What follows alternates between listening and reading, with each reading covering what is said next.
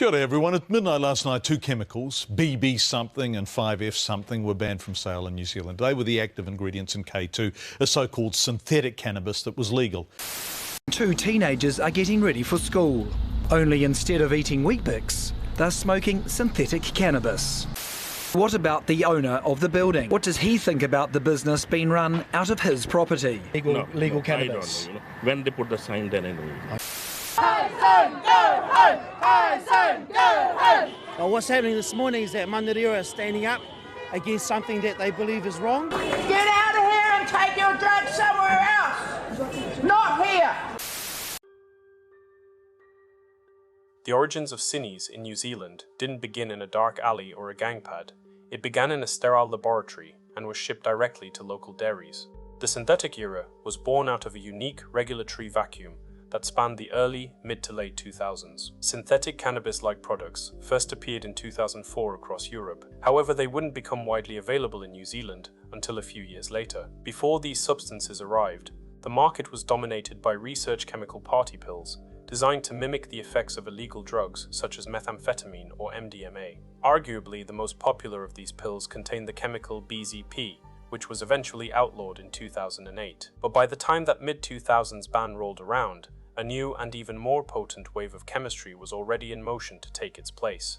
Between 2005 to 2011, New Zealand became a global outlier, essentially running a live laboratory experiment where psychoactive substances could be sold until they were proven harmful. Manufacturers realized that by just slightly altering the chemical makeup of their products, they could stay exactly one step ahead of any imminent bans, creating a whack-a-mole situation for the government. At the peak of the legal highs boom back in 2011, there were an estimated 3,000 outlets across the country, primarily suburban dairies, selling synthetic cannabis as a mainstream recreational product. The industry, unsurprisingly, was incredibly lucrative, with the market leaders raking in nearly $1 million a month. While names like Kronic or K2 became generic terms in the New Zealand lexicon, the reality was a bewildering array of chemicals sprayed onto crushed-up, dried plant matter such as damiana or peppermint leaves. These weren't natural alternatives. They were potent research chemicals, originally synthesized by scientists like John W. Huffman for pharmaceutical research. Once they hit the streets, these compounds were often dozens of times more potent than the natural THC found in cannabis. Besides the regulatory whack-a-mole, manufacturers relied on a blatant loophole to stay legal. They printed a small disclaimer on the back of every neon packet, not for human consumption.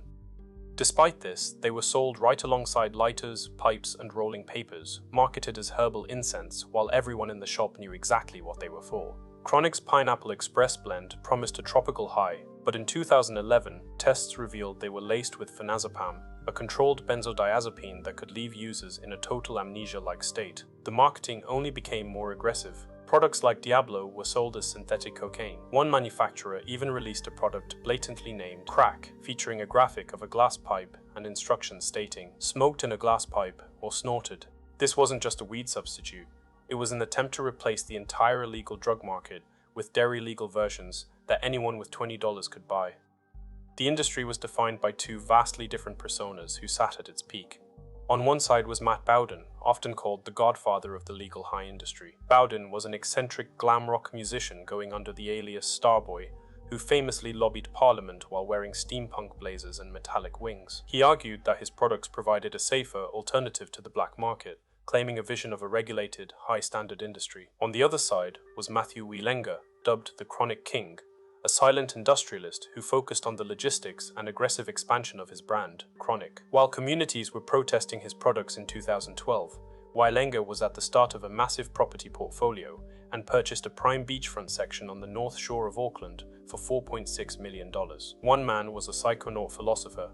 The other was a shreds-to-riches businessman who treated synthetic cannabis like any other fast-moving consumer good. Together, they turned a legal suburban loophole into a multi-million-dollar empire. The reaction to the synthetic drug market exposed a deep socioeconomic divide in New Zealand. In affluent suburbs, legal highs were often viewed as a fringe nuisance or a passing trend. But in lower-income communities, they were a catastrophe. The reality of this crisis was finally dragged into the national spotlight by Campbell Live. Their undercover cameras captured uniformed students easily purchasing and consuming the products, while also exposing shopkeepers who brazenly ignored bans to keep the supply moving. To the rest of the country, this was a national scandal, but for many neighborhoods, it was simply a sad and devastating new normal. As the community reached its breaking point, they didn't wait for the government to catch up, they took to the streets. In Manariwa, massive protests erupted outside a recently opened high shop named High Zone. Led by mothers and community leaders, they stood on the front lines, fighting a war for their own, against a business they accused of predatory behavior, selling lethal chemicals right in the heart of their town. The government's response to the crisis was the Psychoactive Substances Act 2013, hailed as a world-first solution to take control back from the Kronic kings and the starboys of the industry. The goal of the act was to create a regulated market where only low-risk products could be sold. The act was passed with a nearly unanimous 119-to-1 vote. The only member of parliament to vote against it was John Banks. He didn't vote no because he supported the drugs. He voted no because the bill allowed for something the public found even more repulsive than the drugs themselves: animal testing. Under the new law, for a manufacturer to prove their product was low risk, they were required to conduct clinical trials. In the science world, that meant testing the chemicals on animals. But as the law came into effect, the narrative shifted. Surprisingly, it wasn't the human hospitalizations or the teenagers in uniform that finally broke the government's resolve. It was the beagles. Images of lab-rescued dogs surfaced, and the idea of testing legal highs on beagles sparked a level of public outrage that the drug crisis hadn't yet reached. Thousands of people took to the streets for toot-to-boot protests across the country. Their message was clear: no animal should die for a legal high.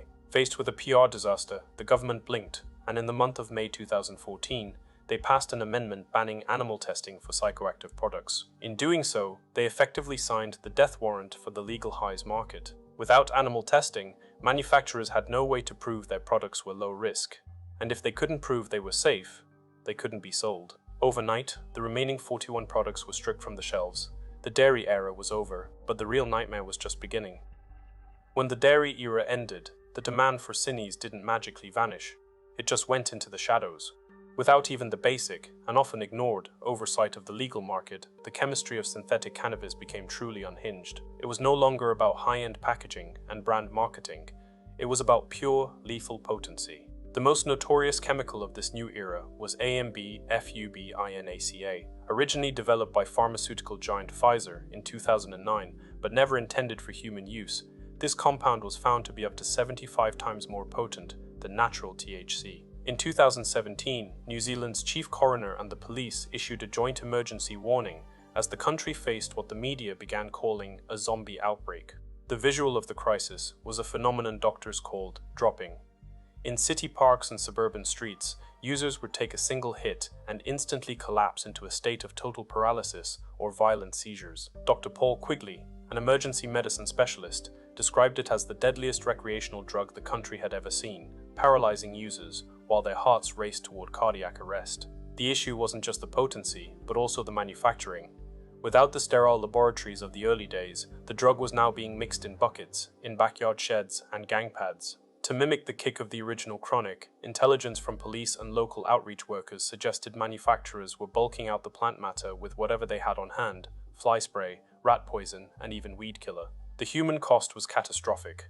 Between 2017 and 2019, provisional figures from the coroner showed that more than 70 people had died from synthetic cannabis toxicity. Many were found in public toilets or on the street, with empty, unlabeled bags still in their hands. In one high-profile tragedy, a man named Joseph Rackety was found dead in the middle of Auckland's central business district. The cause of death was attributed to a lethal mix of chemicals, including the highly potent AMB, synthetic cannabinoid variant. His death became a haunting wake-up call for a government that had tried to regulate a monster, only to drive it underground, where it became significantly more deadly. As the 2010s drew to a close, the Godfathers of the industry faced two very different, but equally definitive, reckonings. Matt Bowden, the self-styled starboy, watched his empire unravel in a string of highly visible setbacks. The man who had pioneered the industry as a quote-unquote social mission, originally to find safer alternatives to methamphetamine, now faced a cold financial reality. By May 2015, his company Stargate Operations was forced into liquidation. Bowden himself was personally chased by the Inland Revenue Department for over $1 million in unpaid tax. Liquidators revealed he owed more than $3.5 million to his creditors, leading to the forced mortgagee sales of his family homes and a cliff-top dream mansion. By December 2016, Bowden had fled to Thailand. From there, he filed for bankruptcy, trading steampunk wings for a lab coat and turning his attention to neurorehabilitation research. But for the Kronic king Matthew Wailenga, the reckoning was international. Charged with conspiracy to traffic drugs to a US contact, Wailenga faced a maximum of 40 years in federal prison. While awaiting his fate in a San Diego jail for 2 years, he reportedly worked as a prison porter, cleaning floors and hauling laundry for $1 an hour. In late 2024, he secured a plea deal for 51 months. As part of that deal, the US District Court ordered Wailenga to pay a fine of approximately 12.5 million New Zealand dollars, money the DEA argued was earned directly from unregulated trades of synthetic cannabinoids. However, because he had already spent 2 years behind bars, awaiting his sentence, he was released in April 2025, with time served noted on his file. As of January 2026, both men are reportedly back on New Zealand soil. Matt Bowden is out of bankruptcy, pivoting to detox supplements with his new venture, Extra Life Health Science. Meanwhile, Wailenga remains an industry tycoon. Forced to forfeit $12.5 million to the US government, he still retains a New Zealand property portfolio worth over $40 million. He remains under court supervision until 2028. The colourful packets of Kronic and K2 are all but a distant memory, but the synthetic era left a deep scar on New Zealand that's yet to heal. The human guinea pig experiment of 2013 that New Zealanders were subjected to proved one thing: you can ban a substance, but you can't ban the demand. One man was left bankrupt, the other, quite frankly, financially unscathed. But for the families and friends of over 100 New Zealanders who lost their lives to the chemicals, there is no plea deal and no property portfolio. Only 1 month ago, in December 2025, health authorities issued a red alert across Auckland as a dangerous new batch of Synnies began hospitalizing users at an alarming rate. It's a grim reminder that while the brands changed, the chemistry has evolved into something far more potent and far more lethal than the original blends of the 2010s. While the rich get richer, the less fortunate take the brunt of the decisions and the systems that led them astray. What are your thoughts on the effects of synthetic substances? Was the 2013 Act a brave attempt at regulation or a catastrophic mistake? What's the next step in the right direction the government should take? And have you yourself ever experienced the harm caused by Synnies? Share your perspectives in the comments below. If you found this documentary informative, please consider liking this video and subscribing for more in-depth explorations of often overlooked, lesser-known stories. Who else would you like to see us detail next? Your engagement helps us continue to shed light on otherwise unheard narratives.